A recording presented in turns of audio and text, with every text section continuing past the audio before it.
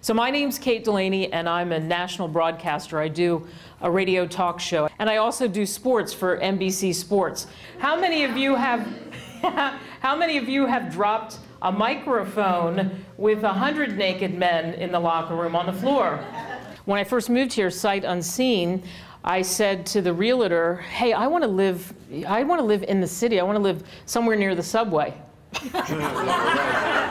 So the program director said to me, why don't you take a free trip home? And you don't have to do anything. You don't have to cut up the tape, but just get some sound bites for us, and we have a seat on the charter, so just go on the charter. Okay.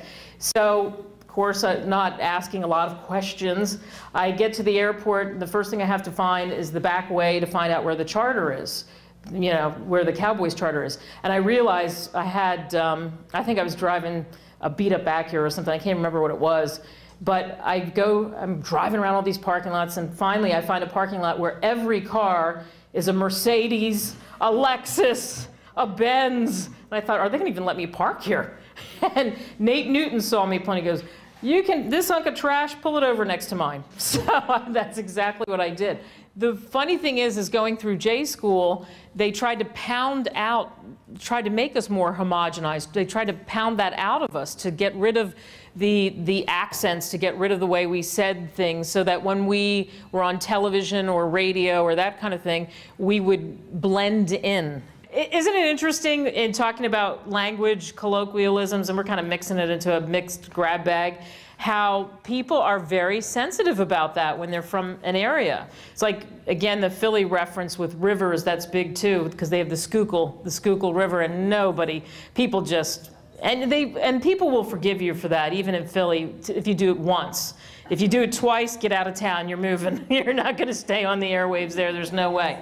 The great athletes, to me, are the ones that are very human. Some of you, I'm sure, have encountered them along the way, you know, whether you're selling them a house or doing insurance or whatever it might be. And it's the ones who are, you know, everyday people, I think, that stick with us because you can relate to them. And Emmitt Smith was very much that guy.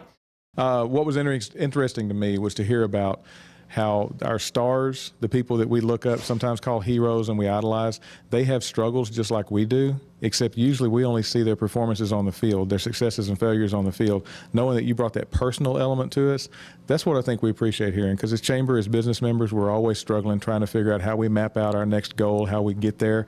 To know that these athletes are doing the same thing, it's just that millions of people are watching them, and there may only be a handful of people watching us. To know that we're all the same, that was a pretty good connection. I appreciated that.